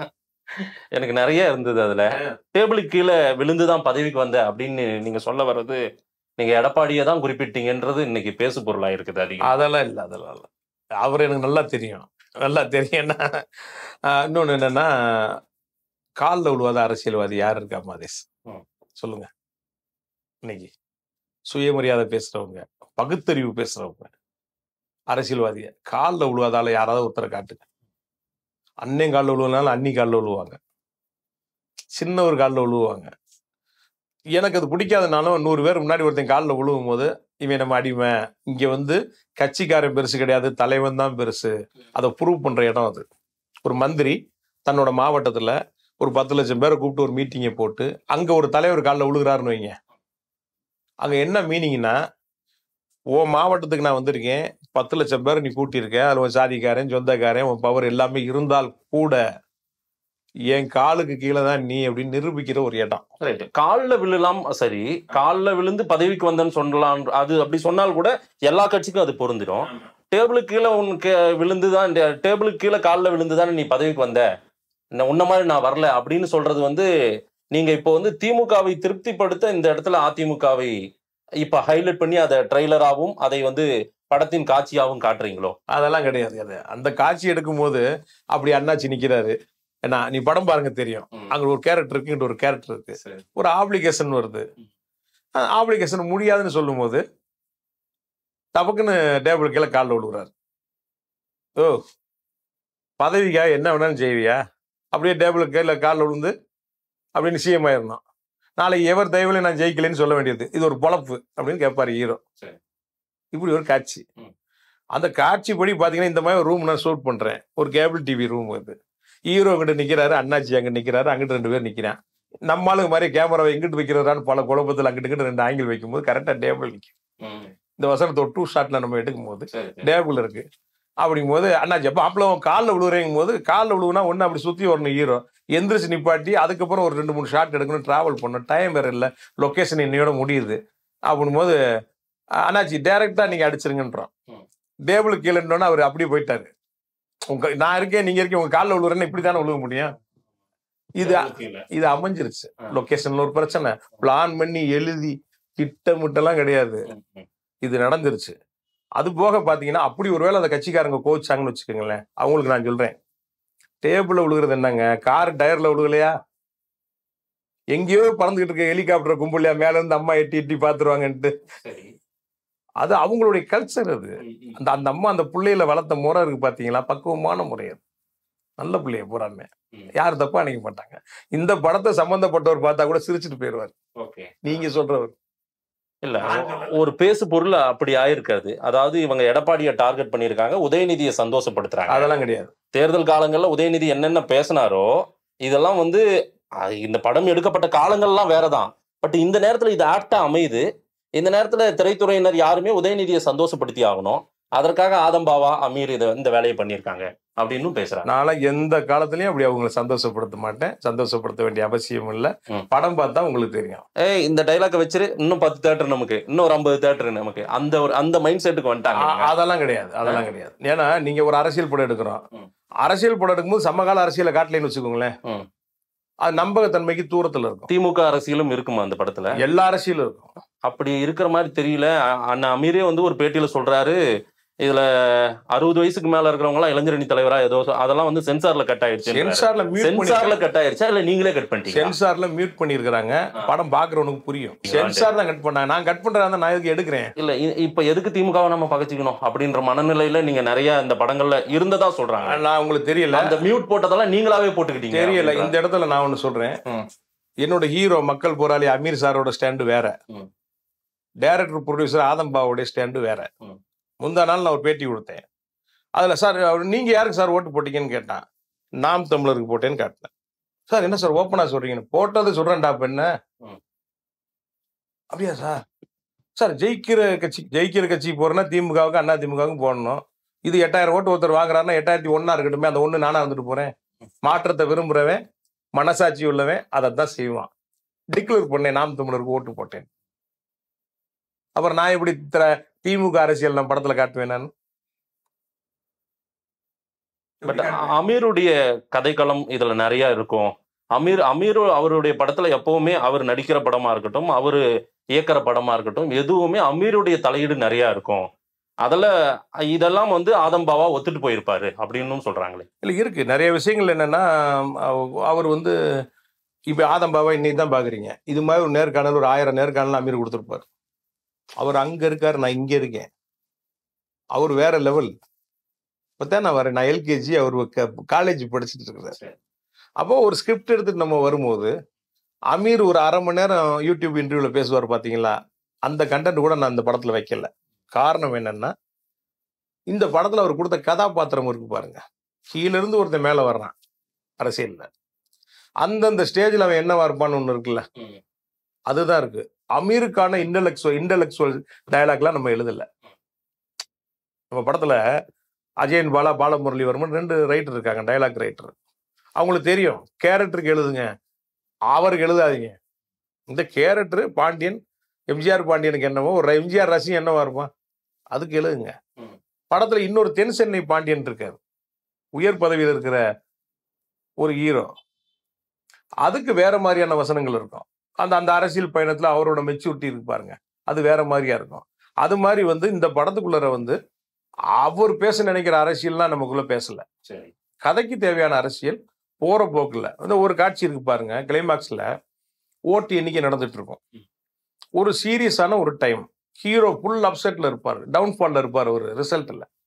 அப்படி இருக்கும்போது அண்ணாச்சி வந்து தலைவர் பேசுறாரு, போன் எடுத்துருப்பா, அது பேசிக்கிடுவான், அந்த லேடி ஒண்ணு இருக்குல்ல பூத்துக்குள்ள உள்ள ஓட்டுன்ற இடத்துல, தேவியா அப்படிம்பாரு, நிர்மலா தேவியாம்பாரு. அந்த இடத்துல இவ்வளவு சீரியஸா பேசிட்டு இருக்கேன், இந்த நேரத்துல காமெடி பண்றேன் மாப்பிள்ள, இல்ல நிர்மலா தேவியான்னு கேட்டேன் அப்படின்ட்டு. இது இன்னைக்கு பொருந்துதா? அந்த அம்மாவுக்கு இப்ப சென்டென்ஸ் கொடுத்துருக்குறாங்க. படம் பாக்குறவன் சமகாலத்துல நடக்கிற விஷயங்கள், நாங்க இதை எடுக்கும்போது அந்த அம்மா கேஸ் நடந்துட்டு இருக்கு, அது ஜட்ஜ்மெண்ட்டுக்கே வரல. எங்கெல்லாம் தட்ட முடியுமோ அப்படி நம்ம தட்டியிருக்கோம். இந்த நியாயமா சொல்ல போனா காலத்துக்கு ஏற்றார் போல சில இடைச்சர்கள் அப்பப்போ பண்ணுவீங்கல்ல, அதுவும் பண்ண வாய்ப்பெல்லாம் இல்லையா? டப்பிங்ல போடுவோம். இதெல்லாம் வரலையா? டப்பிங்ல போடும்போது சில விஷயங்கள் அதுல இருக்கும். அதான் சொல்றேன், எல்லா கட்சிக்காரங்களும் பார்ப்பாங்க. சீமானே படம் பார்த்தாரு, சீமானன் படம் பார்த்து நான் முதல் தடவை 25 பேரோட ஒரு பிரிவு நடந்தது நேற்று 12 மணிக்கு. இதுக்கு முன்னாடி யாருக்குமே படத்தை காட்டலை. பிஸ்னஸுக்கெல்லாம் சில பேர் வந்து படத்தை காட்டுங்க நாங்கள் வாங்குறோம்ட்டு. அமீர் படம்லாம் காட்டுறது இல்லை. ஒன்று நம்பி வா. ஏன்னா இல்லைங்க டேரக்டர் வேறங்க. நானும் அப்படித்தானே வச்சுக்கேன், படத்தெல்லாம் காட்ட மாட்டேன். டைட்டில் அமீர், நான் ட்ரெய்லர் டீசர் பார்த்தியா, சாங்கு 4 சாங்கு பார்த்தியா, நம்புனா படம் வாங்கலாம் போய்கிட்டே இருக்கு. சீமானனுக்கு முதல்ல நேற்று 12 மணிக்கு அண்ணன் படம் பார்க்குறாரு. ஒரு 25 பேரோட தம்பிகளோட உட்காந்து படம் பார்க்குறாரு. நான் அப்படியே பின்னாடி உட்காந்து ஆடியன்ஸு ரியாக்ஷன் பார்க்குறேன். கொண்டாடிட்டேன். அண்ணன்லாம் பல இடங்கள் இப்படி உட்கார, அண்ணன் இப்படி தான் உட்காந்தார் ஸ்ட்ரீட்ல. தட்டி தட்டி தட்டி தட்டி தட்டி பக்கத்தில் இருக்கணும் தட்டுறாரு. அவருக்கு என்ன குஷினா, அவர் பேசுற வசனமெல்லாம் பாதி இருக்கு படத்துல. அந்த ட்ரைலர்லயே கடைசி அந்த வார்த்தை அண்ணன் சீமான் தோனி தான் நினைக்கிறாரு. ஆமா கரெக்டா? ஆமா அண்ணன் சீமான் தோனி. அது அவரு தானே கூட்டம் வருது இன்னைக்கு காசு கொடுக்காம. அவர் பேசினா தானே வரிக்கு இன்னைக்கு கை தட்டுறான். ஏன் தட்டுறான்? அண்ணன் இறங்கிட்டாரு உள்ள கீழே. ஏங்க 15,000 20,000 30,000 செல்போன் வச்சிருக்கான் பாக்கெட்ல, மழை பெய்யுது, பொத்திக்கிட்டு நின்று அண்ணன் பேசுறத கேட்கிறானே. இதெல்லாம் எங்க பாத்தீங்க நீங்க? இதெல்லாம் 50 வருஷத்துக்கு முன்னாடி ராபின்சன் பூங்கால வந்து திமுக ஆரம்பிச்சாங்க பாருங்க, 60 வருஷத்துக்கு முன்னாடி. அப்ப குற்ற மலையில ஆரம்பிச்சவங்க ஒரு 8 பேர் அப்ப நடந்தது. இன்னைக்கு 8,000 பேர் நிக்கிறானே அண்ணன் பேச்சை கேட்டு. செல்போன் வச்சுன்னு இருக்கிறவங்க எல்லாம் வந்து செல்போன்லயே ஆன்லைன்லயே ஓட்டு போடலாம் அப்படின்னா அண்ணனுக்கு ஓட்டு போட்டுருவாங்கல்ல? போடுவாங்க. அதுல என்ன சந்தேகம் இருக்கு? இந்த சமூகம் என்னவா இருக்குன்னா, ஒருத்தர் வரும்போது கிண்டல் பண்ணுவாங்க, கேலி பண்ணுவாங்க, நக்கல் பண்ணுவாங்க, ஓட்டுவாங்க. அப்புறம் என்னென்னமோ செஞ்சு காலி பண்ணணும்னு எல்லாரும் பார்ப்பாங்க. அப்ப கில்லிங் சைலன்ஸ் பண்ணுவாங்க. நீ முதல்வர் வாயத்தை வந்து சீமான் என்னைக்காவது பேசியிருக்காரு? ஏன் பேச மாட்டேங்கிறீங்க? போன தேர்தலில் 33 லட்சம் ஓட்டு வாங்கியிருக்காருங்க. அவரை பத்தி நீங்க ஒரு வார்த்தை பேச மாட்டேங்கிறீங்களே, ஏன் வாயால பேசினா பெரிய ஆளாயிரும் தானே மீனிங்கு. Killing silence. அவரை கேப்டன் வந்தாரு, உடல்ல சரியில்லை, இருந்தா கேப்டனை யாரும் வீழ்த்தி இருக்க முடியாது. இப்ப கேப்டன் போனோன்னா அண்ணன் வர்றாரு. இப்ப அண்ணன் வரும்போது இவரை வீழ்த்த முடியல. அண்ணனை ஏன் வீழ்த்த முடியல? அண்ணன் வேற. அவர் களத்துல புழுதியில இருந்து கிளம்பி வந்தவர். அவருக்கு 5-3 60 எல்லாம் அவர் வீழ்த்த முடியல. அவரை கருத்தால வீழ்த்த முடியல, ஏதாவது வீழ்த்த முடியல, அடிச்சு அவர் ஏறிக்கிட்டே இருக்காரு. அப்ப 33 லட்சம் ஓட்டு வாங்கினவரை கூட பேரை சொல்ல மாட்டேன்னு கில்லிங் சைலன்ஸ் பண்றீங்க. நெப்போட்டிசம், இது பொலிட்டிக்கல் நெப்போட்டிசம் இங்க நடக்கிறதுக்கு. ஒரு தலைவரை ஒருத்தர் ஏத்துக்கிறதுக்கு இல்ல, அங்கீகரிக்கிறதுக்கே பயப்படுது இந்த 2 கட்சி. இவரும் அவரை பத்தி பேச மாட்டாரு, அவரும் இவரை பத்தி பேச மாட்டாரு. ஏன் பேச மாட்டாங்கன்னா, நீங்க ஒரு விமர்சனத்தை அவர் மேல அடிச்சீங்கன்னு வச்சுக்கோங்க, ஒரே ஒரு குற்றச்சாட்டுன்னு அவர் மேல அடிச்சீங்கன்னா அங்க இருந்து 1000 குற்றச்சாட்டு வரும். நீங்க ஒரு சின்ன துப்பாக்கி எடுத்து அப்படின்னு சீமான்னு சுடுவீங்க. அவர் அப்படியே ஒரு பெரியம்மாவை கொண்டு வந்து மவுண்ட் பண்ணி ஏஜிஏ பிளஸ் விட்ட மாதிரி உங்களை தட தட தட தட தடன்னு சொல்லுவார். மெட்டீரியல் இருக்கு அவர்கிட்ட. அதனால இங்க இருக்கிற தலைவர்கள் அவரை பேச மாட்டேங்கிறார். அவரோட அரசியலை சாதாரணமா எடுத்துக்கூடாது. அப்ப அந்த பேச்சு இருக்கு பாத்தீங்களா படத்துல, அதை அப்படியே அண்ணன் ரசிக்கிறார். சூப்பர்ரா சூப்பர்ரா சூப்பரான்ட்டு தம்பிகளும். அப்ப என்னன்னா, அப்புறம் இன்ட்ரோல் முடிஞ்சது. அமீர் எங்கடான்னு கேட்டார். அண்ணே அவருக்கு இப்ப வரைக்கும் இந்த படத்து மேல நம்பிக்கை இல்லைண்ணே. என்னடா இதுக்கு மேல என்னடா படம் எடுக்கிறது? ஆதாரப்படுத்திருக்காண்டா தம்பி. அதானே அவருக்கு இந்த சட்டை பொருந்துமா? அவர் கத்தி கப்படாவோட அப்படி இப்படின்னு படம் பண்ணவரு, காமெடி எல்லாம் பண்ணியிருக்காரு இறங்கி. சூப்பரா இருக்காண்டா, இப்பதானே அவன் கதாநாயகனா இருக்கான், வர சொல்றான் அவனை. அப்புறம் படம் ஆரம்பிச்சிருச்சு. போறான், அவர் போன் அடிக்கிறேன். என்ன சொன்னார் அண்ணன் அப்படின்ட்டு. போயிட்டாரா இல்ல மீதி படம் பாக்குறாரான்னு. ஏங்க அவர் தியேட்டர்ல கொண்டாடிக்கிட்டு இருக்காருங்க, உங்களுக்கு இன்னுமா உங்களுக்கு நம்பிக்கை வரல? அப்படியா? அண்ணன் என்ஜாய் பண்றாரா? தியேட்டர்ல ஒரே சிரிப்பல்ல. என்கிட்ட கேட்டா, டே தம்பி முரட்டு அரசியல் இருக்குன்னு நினைச்சேன், ஆனா வேற பண்ணிட்டீங்களடா. அவர் அமைதி பெறார், வேலை பார்த்தவர், வேற பண்ணிட்டீங்களாண்ட நீங்க அப்படின்ட்டு. அவனை வர சொல்றான் அவனை அப்படின்ட்டு. படம் முடியும் போது அவங்க இருக்கணும்ட்டாரு. சரி சரி செகண்ட் ஹாஃப் பார்க்கட்டும்னா இப்போ படம் முடியும் போது அமீர் வர்றாரு. எங்கடா அவனை அப்படின்னு வந்தார். படம் முடிஞ்சோன்னு காட்டி பிடிச்சி, என்னடா மேஜிக் பண்ணியிருக்க நீ, இப்போ தான்டா ஹீரோ ஆயிருக்க நீ, இன்னும் உனக்கு நம்பிக்கை வரல, இதுக்கு மேல எங்கடா படம் எடுக்கணும், நீண்ட நாளாச்சுடான்டாரு. அமைதிப்படைக்கு அப்புறம் ஒரு சரியான படம்டா, அது பொலிட்டிக்கல் நையாண்டி படம்டா. நான் கூட சீரியஸா வேற ஏதாவது அரசியல் பண்ணிடுவீங்கன்னு நினைச்சேன். அந்த ஏரியாவுலேயே போலையடா நீங்க. இல்ல, அமைதிப்படை அது பெரிய பெரிய பிரம்மாண்டம். அது இன்னைக்கும் அது பிரம்மாண்டம் தான். அது அந்த படம் பார்க்குற எல்லாருக்குமே அது ஒரு பெரிய பெரிய அரசியல் சட்டையரை அப்படியே அப்பட்டமா கொடுத்துருப்பாங்க. நாகராஜ சோழன் அதோடைய அப்படியே வழித்தோன்றலாம் கொண்டு வந்தாங்க. ஆனா அது அவரு பெரிய சக்சஸ் ஆகலைன்ற மாதிரி ஒரு பார்வையும் சொல்றாங்க. அதை விட அமைதிப்படை மாதிரி இந்த படம் பேசுமா, உயிர் தமிழுக்கு இருக்குமா? அதை எடுத்தவரே சொல்லிட்டாரு. அண்ணன் சீமான். அவர் அதுல அண்ணன் இருக்காருல்ல, அண்ணன் தானே அந்த அமைதி படையில வடது 70 இருந்தவர் அவர் தானே. அண்ணன் சொல்லிட்டாரு அமைதி படைக்கு அப்புறம் படம்டான்ட்டு, சொன்னதோட இல்லாம சர்டிபிகேட் கொடுத்துட்டாரு நேத்து, எழுதி அறிக்கையே விட்டாரு. டேய் அந்த படத்துக்கு அப்புறம் இதாண்டா படம், சரியான படம்டா. அது என்னன்னா அமைதி படையும் பாருங்க சீரியஸான அரசியல் இருக்கு. அங்க படத்துல சீரியஸா நடந்துட்டு நம்ம பார்த்து சிரிச்சு பார்த்துட்டு இருப்போம். நகைச்சுவையிலையும் உரையாடல்லையும் அரசியலை கடத்திருப்பாங்க. அதைத்தான் நாங்களும் செஞ்சிருக்கோம் அந்த படத்துல. பட் அது வேற கதை இல்ல. அந்த படத்துல நிறைய டயலாக் எல்லாம் கூட என்னடா சொன்ன மொட்டையா மறுபடியும் சொல்லு அப்படின்னு. ஆமா, அந்த மொட்டையான்னு கேட்பாரு. அந்த டயலாக் அதெல்லாம் வந்து அப்போ எரிச்சா சண்டை வரும்ல அப்படின்ற மாதிரி எல்லாம் சொல்லுவாங்க. அது அந்த மாதிரி எல்லாம் இதுல இருக்கும்ன்றீங்க படத்துல. அதுல வில்லனிக்கா பண்ணிருக்கோம். ஆமா வில்லனி. ஆமா அதுல வில்லனிக்கா நம்ம அது பண்ணல. அது வந்து ஐயா டபுள் ஆக்ஷனா இருப்பாங்க, அது வில்லனிக்கா ஒண்ணு பண்ணிருப்பாங்க. இதுல அப்படி இல்ல, இதுல வேற வேற தளம் இருக்கு. பட் போற போக்குல அடிச்சு விடுறது இருக்குல்ல. ஒரு சீன்லாம் அமெரிக்காவுக்கே அரசியல் சொல்லி கொடுத்த அண்ணன் பாண்டியன் அப்படிமா, அப்படி திரும்பி பாப்பாரு அமீர். அண்ணன் சிரிச்சு விழுந்து விழுந்து இருச்சாரு செய்வாரு. கூட இருக்க அடிப்படையில அப்படித்தானே இருக்கும். நீங்க பாருங்க, இப்போ ஒரு தலைவர் பேட்டி கொடுக்குறாரு. நான் சொன்னதுக்கு அப்புறம் நீங்க பாருங்க, அந்த பேட்டி ஒரு 20 நிமிஷமோ 30 நிமிஷமோ 18 நிமிஷமோ போகுது. ஏர்போர்ட்ல வந்து இறங்கி ஒரு பேட்டி கொடுக்குறாரு. பின்னாடி ஒரு 40 பேர் இருக்காங்க. இல்ல அவங்க நிலைமையை வச்சு பாருங்க. அவன் ஃப்ரேம்குள்ள வரணும், தலைவர் கூட நான் இருக்கிறேன்றதை எல்லாரும் பார்க்கணும். அவர் பேசும்போது பின்னாடி அவங்க கொடுக்குற பேஸ் எக்ஸ்பிரஷன்ஸை மட்டும் பாருங்களேன். அவர் கோபமா பேசினாரு இப்படி இருப்பாங்க, அவர் காமெடியா பேசினாரு வேற ஒன்னும் பேசியிருந்தாருங்க. வண்டி மண் ரோடு வந்து இறங்கி தார் ரோட்டுக்கு போச்சுன்னு வச்சுக்கோங்க, தார் ரோட்ல இருந்து இறங்கி மண் ரோடு போகுதுன்னு வச்சுக்கோங்க, நெளிவாங்க. என்னன்னா தலைவர் இப்படி பேசிட்டு இருக்காரு. இந்த ரியாக்ஷனை பாருங்க. நான் தலைவரை பார்க்க மாட்டேன், அந்த 20 நிமிஷமா பின்னாடி நிக்கிறவங்க கொடுக்குற ரியாக்ஷன்ஸுக்கு பாருங்க. அதை அந்த நடிகை அந்த படத்துல வாங்குறதுக்குள்ள நான் பட்டப்பாடு. டேய் இங்க பாருங்க, வீட்டுல பாருங்க, அந்த வீடியோ இந்த பாருங்க, டிவி பாருங்க, இந்த அண்ணாமலை நிக்கிறாரா, பின்னாடி எத்தனை பேர் நிக்கிறாங்க பாருங்க, என்னமா நடிக்கிறாங்க வர்றாங்க. அந்த தலைவர் பேசும்போது அந்த பேச்சுக்கு ஏத்த மாதிரி ஐயா சிவாஜி எல்லாம் தாண்டிட்டாங்க.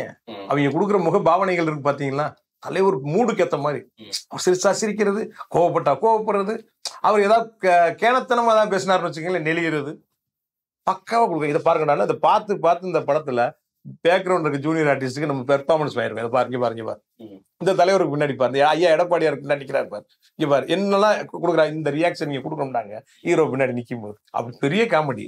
இந்த அரசியல்ல இதை விட நிறைய காமெடி நடக்குது.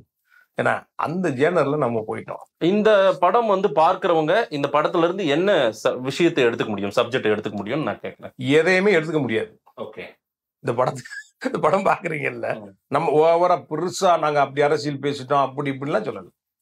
ஒரு ஜாலியான படம், ஒரு ஆழமான காதல் இருக்கு படத்துல, ஒரு ஆழமான காதல் இருக்கு, ஒரு அரசியல் பின்னணியில இருக்கிற குடும்பம் இருக்கு, 2 குடும்பம் இருக்கு அரசியல் பின்னணி. முழுக்க முழுக்க என்ன அமைஞ்சிருச்சுன்னா ஓப்பன் டு எண்ட் இருக்கு பாருங்க. ஓப்பன் பிரேம்ல இருந்து எண்டு பிரேம் வரைக்கும் 50 பேர் 100 பேர் கரவேட்டி இல்லாம இந்த படம் இல்ல. அதுக்குள்ள ஒரு காதல் இருக்கு. படம் காதல் படம், அதுக்குள்ள அரசியல் இருக்கு, காமெடி அது இது இதுன்னு போகும். முரட்டு அரசியல் பேசுற படம் இல்ல. நீங்க வந்து அமீர் ஹீரோ, உயிர் தமிழுக்கு ஆதம் பாவா இருந்தாலும் ஏதோ வித்தியாசமா பேசுறான், ஏன்னா ட்ரெய்லர் டீசர்லாம் ஏதோ பல கட்சிகளை வந்து தாக்குறாங்க, போட்டு தள்ளிடுவாங்க போல பெருசா ஏதோ அப்படின்னு அந்த கற்பனைலாம் இல்லை. ஜாலியா எந்த எதிர்பார்ப்பும் இல்லாம அந்த வடசென்ன ராஜன், அந்த யோகி, இந்த ஆளெல்லாம் மறந்துட்டு ஒரு புது ஆளு நடிச்சிருக்காரு ஒரு படம் நம்ம பார்க்க போறோம்னு வந்து உக்காந்தாங்கன்னா இந்த அடிக்கிற மண்டே புழக்கிற வெயில்ல ஒரு 2 மணி நேரம் ஜாலியா என்டர்டைன்மெண்ட். இல்ல ராஜனா பார்த்த அண்ணன் அமீரை இன்னைக்கு வந்து பாண்டியனா, எம்ஜிஆர் பாண்டியனா மக்கள் இந்த முகபாவனையும் அவர் இந்த தாடியெல்லாம் இல்லாத இந்த காட்சியெல்லாம் ஏற்றுக்கொள்வார்களா? அதை நிச்சயமா இதை வந்து உள்வாங்கிக்குவாங்களா? அதை ஏத்துக்கிடுவாங்கன்ற பயம் ஹீரோவுக்கு இருக்கு. அதைத்தான் என் கண்ணை சீமா உடைச்சிட்டாரு. போடா ஹீரோவா பாம் ஆயிட்டடா, போடா போடா போடா, பொட்டி பொட்டியா வாங்கிட்டு நடிக்க போடா போடான்றாரு. இன்னும் அவனுக்கு சந்தேகம். சொல்லிட்டு சொன்னார்ல, தாடி இந்த இப்படி இருக்கு அம்பீர் நடிக்காங்க படத்துல அவன் வேற பண்ணிருக்கான், அதை கள்ளப்படுத்திருக்கான்னு அண்ணன் சொன்னாரு. சரி, அது இருக்கு. அப்புறம் இன்னொன்னு என்னன்னா, தாடியோட ஒரு அமீரை பார்த்து பழைய இருக்கீங்க நீங்க, அதுவும் படத்துல இருக்கு. அதை வந்து சரி பண்ணணும்ல. நீங்க ஒன்னு எதிர்பார்த்து வருவீங்க, அவருக்கு ஒரு ஃபைட்டு கீட்டு இருக்கணும், அதெல்லாம் இருக்கு. இதுவும் இருக்கு. ஒரு ஏரியா ட்ரை பண்ணி பார்த்துருக்கோம், அது நல்லா இருக்குன்னு ரிசல்ட் இப்போ வந்திருக்கு. இந்த 25 பேர் பார்த்து சொன்னதை ஒரு 250 பேர் ஒரு தேட்டர்ல பார்த்து சொல்லிட்டாங்கன்னா நாளைக்கு அமீர் கமர்ஷியல் ஹீரோவா ஜெயிச்சிட்டார். என்னை பொறுத்தவரையில நான் இந்த படத்துல நினைச்சது, அவர் ஒரு கமர்ஷியல் நாயகனா கொண்டு வந்து முன்னிறுத்தணும் அமீரை. தனிப்பட்ட முறையில் அவரை பார்க்க போகும்போது அப்படி ஒரு காமெடியர். இப்ப நான் ஒரு காமெடி பண்றேன்னா நீங்க இங்கே சிரிச்சுட்டு போயிருவீங்க. அமீர் ஒரு காமெடி சொன்னார்னு வச்சுக்கோங்க, போற வழியெல்லாம் சிரிப்பேன். வீட்டுல போய் சம்பந்தமான என்னங்க வழியில ஒரு காமெடி ஒண்ணு சொன்னாரு, அப்படின்னு விழுந்து விழுந்து சிரிக்கிற அந்த அமீரை தான் நம்ம வெளியே கொண்டு வரணும்னு நினைச்சோம். இந்த தாடி கட்டி எல்லாம் கட் பண்ணிட்டு ஊர்ல சுத்தி இருந்தாருல ஒரு அமீர், அந்த அமீர் வேணும். அப்படி ஒரு ஆளை ரெடி பண்றது கஷ்டம். இப்ப நான் ஒரு புது நடிகரை கொண்டு வந்து இந்த பாடி லாங்குவேஜ், இந்த டயலாக் டெலிவரி அவன் மேல வச்சு வாங்குறதா இருந்தா எவ்வளவு கஷ்டம் தெரியுமா? அது ஒருத்தனை உருவாக்கவே முடியாது. அதான் சொல்லுவாங்க, ஸ்கிரீன்ல அவன் ஆம்பளையா இருக்கணும், ஆண் தான் நடிக்க வர்றாரு. முழு ஆணா ஆகுறது எப்படி? அவனுடைய மேனரிசம், உடல் மொழி, இதெல்லாம் இருக்கு. நீங்க நந்தால வந்து பார்த்த சூர்யாவும் அதுக்கு முன்னாடி பார்த்த சூர்யாவுக்கும் உள்ள வித்தியாசம் உங்களுக்கு தெரிஞ்சதா? ஒரு ரகடான ஆளு, இவர் எதையும் செய்வாரு, 10 பேரை அடிப்பாருன்னு எங்க நீங்க நம்புறீங்க? அந்த உடல் மொழி யார் உங்களுக்கு கத்துக் கொடுக்குறா? அதுக்கு ஒரு படங்கள் உங்களுக்கு தேவைப்படுதுல்ல. அப்போ ஒரு நடிகரை கொண்டு வந்து அவரை கருப்பாக்கி வெயில்ல நிக்க வச்சு அவரை தாடியை வளர்க்க விட்டு அவரை ஜிம்முக்கு போய் உடம்பை ஏற்ற விட்டு அவருக்கு லிப்ல எல்லாம் வந்து பிளாக் பண்ணி அது பண்ணி இது பண்ணி கண்ணில் லென்ஸ் போட்டு இவ்வளவும் பண்ணி அவரை அப்படி கொண்டு வந்து ஜெயிஞ்சாண்டிக்கு அப்படி ஏற்றி நிப்பாட்டும் போது தான் அவர் ஆம்பளை, 10 பேர் அடிப்பாண்டா, ஆம்பளைன்றது ஆக்ஷன் ஹீரோ அப்படின்னு உங்களுக்கு வரும். அது இவர்கிட்ட இருக்கு, இவர்கிட்டயே இருக்கு. நான் ரெடி பண்ண வேண்டிய அவசியம் எனக்கு வந்து நின்றாருன்னா அமீர் அப்படித்தான்ப்பா, அனல் பறக்கும்பா. அதனால ரொம்ப கஷ்டப்படல. அவருக்கு டவுட், ஒரு கோட் ஆகுமா ஆகாதுன்ற டவுட் அவருக்கு, எனக்கு இல்ல. நான் இப்ப இந்த நிமிஷம் சொல்றேன், உங்க நேர்காணல எனக்கு துளி கூட டவுட் கிடையாது. திராவிட இயக்க அரசியலை தான் காட்டியிருக்கீங்க, திமுக அதிமுக அரசியலை தான் பெருசா காட்டியிருக்கீங்களா படத்துல? 2 பிரதான கட்சி இருக்கு, ஹீரோ ஆளுங்கட்சி. 2 பிரதான படத்துல ஹீரோ ஆளுங்கட்சி, ஆளுங்கட்சின்னு திமுகவுக்கு போயிடாதீங்க. ஏன்னா 2 பிரதானமான கட்சி தமிழ்நாட்டில். ஒரு சீன் இருக்கு படத்துல, நாமினேஷன் தாக்கல் பண்ண 2 கட்சி வருவாங்க. ஒரு பக்கம் ஒரு பார்ட்டி வரும், எதிர்கட்சி வரும், ஒரு பக்கம் ஆளுங்கட்சியா வேட்பாளரா ஹீரோ வருவார். உள்ள போகும்போது சார் இருங்க சார், உள்ள வேற ஒரு கேண்டிடேட் வந்து மனு தாக்கல் பண்ணிட்டு இருக்காருங்க போது அண்ணாச்சி சொல்லுவாரு, ஏங்க தமிழ்நாட்டில் 2 முக்கியமான கட்சி இங்க வந்து நிக்குது, எங்களோட முக்கியமான கட்சி எதுப்பா அப்படின்னு. அது ஒரு தேசிய கட்சி இப்படிமாய். ஆப்பா சரிப்பா சரிப்பா சரிப்பா சரி இப்படி.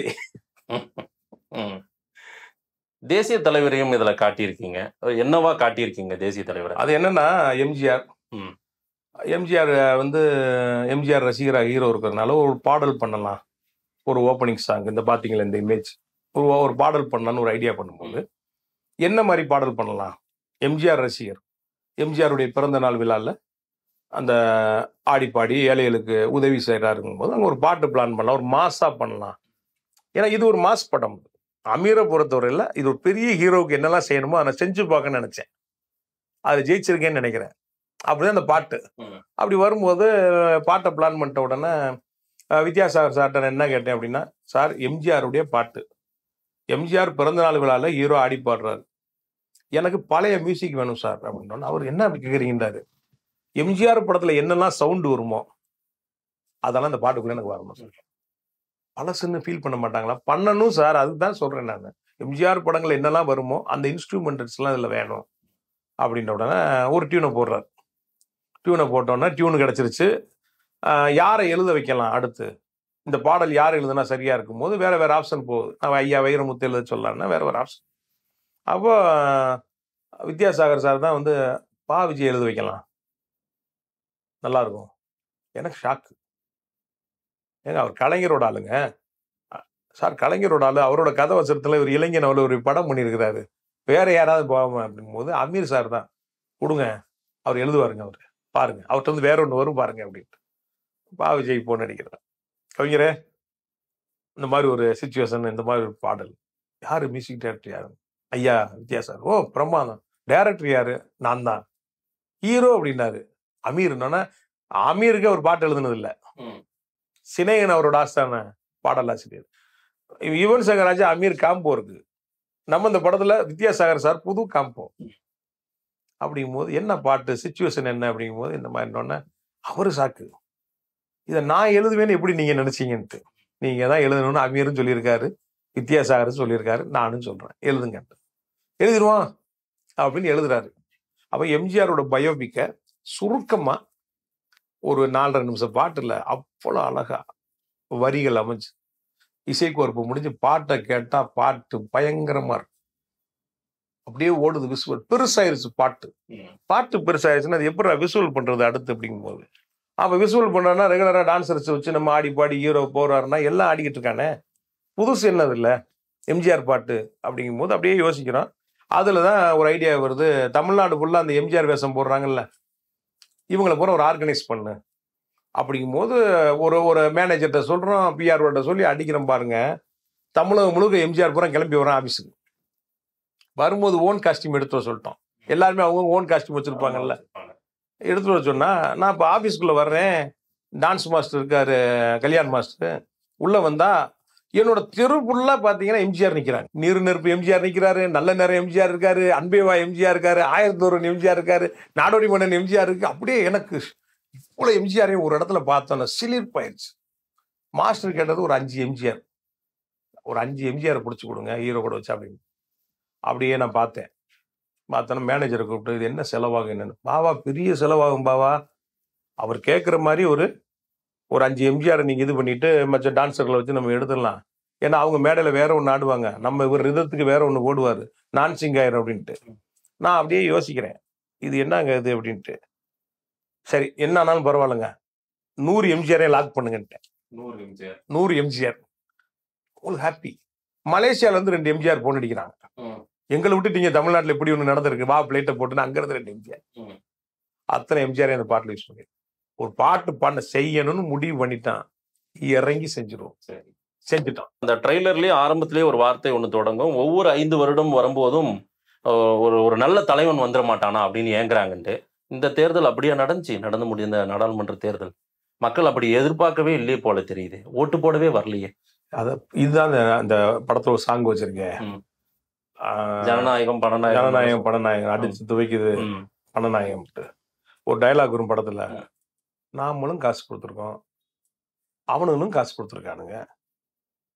கார்ல போயிட்டு இருக்கும்போது ஒரு செய்தி, ஒரு ரேடியோ செய்தி, சத்ய பிரகாஷ் சாயி தேர்தல் அதிகாரி வந்து இந்த தேர்தல் வந்து எங்கேயும் பணப்பட்டுவாடா நடக்கல, கட்டுப்பாடு பண்ணி கரெக்டா நாங்க பண்ணிட்டோம் அப்படின்னு ஒரு அறிக்கையை விட்டுருக்காருங்கும் போது அந்த படம் உள்ள ஹீரோ கூட உட்காந்துருக்க அண்ணாச்சி சொல்லுவாரு, பணம் இல்லாம இந்த தேர்தல் நடந்துச்சுன்னு தேர்தல் அதிகாரி சொல்றாரு, அவங்களும் பணம் கொடுத்துருக்காங்க நாமளும் பணம் கொடுத்துருக்கோம் அப்படிம்பாரு. அப்ப ஹீரோ சொல்லுவாரு, பெத்த பிள்ளையா இருந்தா கூட இன்னைக்கு பணம் கொடுக்கலன்னா ஓட்டு போடாது மாமா அப்படிம்பாரு.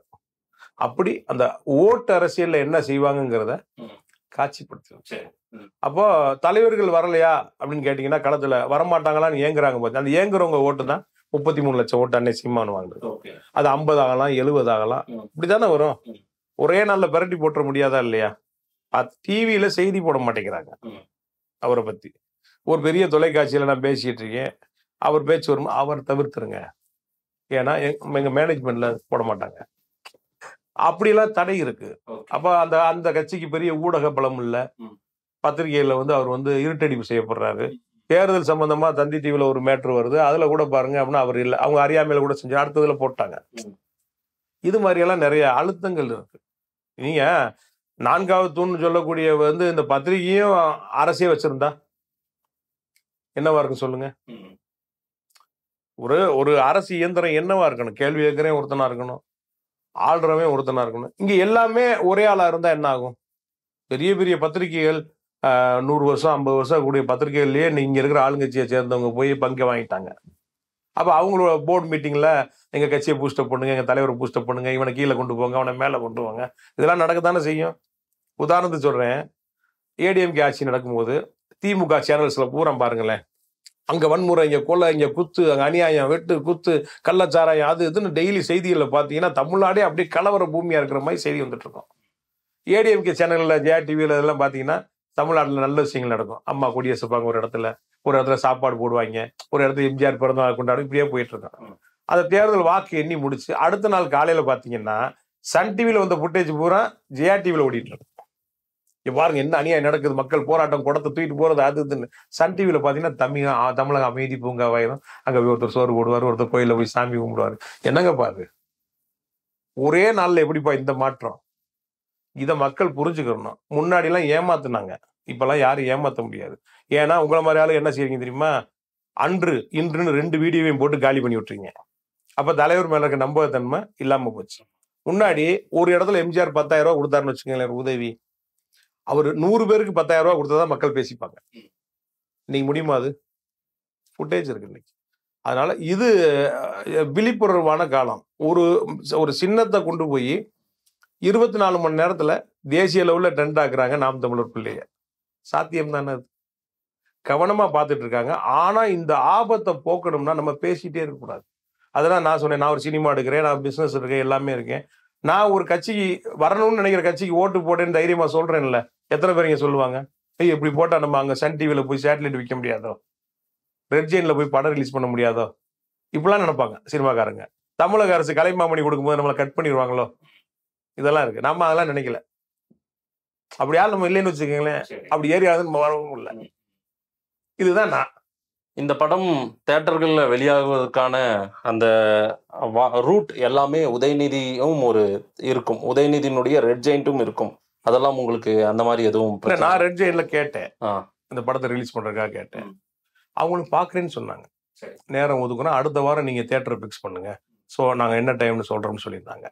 அந்த காட்டுறதுக்கு 2 நாளைக்கு முன்னாடி தான் இந்த ஜாபர் சாதிக் இஷ்யூ வந்து டிவி ஃபுல்லாக ஓடிட்டு இருக்கு. அந்த கட்சியையும் அமீர் சாரையும் ஜாபர் சாதிக்கையும் தொடர்பு படுத்தி இஷ்யூ போகும்போது, ஒளிய தெரியாத தலையாரி வீட்டில் உதவி வெம்பாய் நம்ம ஊர்ல சொல்வாய் பாருங்க, அப்போ போய் எங்க படத்தை நீங்க ரிலீஸ் பண்ணி கொடுங்க. அவங்களுக்கும் தர்ம சங்கடம், நமக்கும் தர்ம சங்கடம்.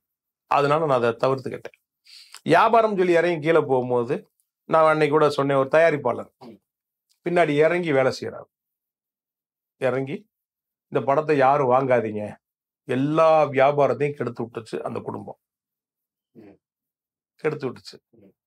நான் வெறுமன வாயில சொல்லல, கெடுத்து விட்டுச்சுன்னு போற போக்கில் அடிச்சு விடல. உங்களை மாதிரி ஒரு நண்பர்கிட்ட அவர் பேசுறாரு அந்த தயாரிப்பாளர்.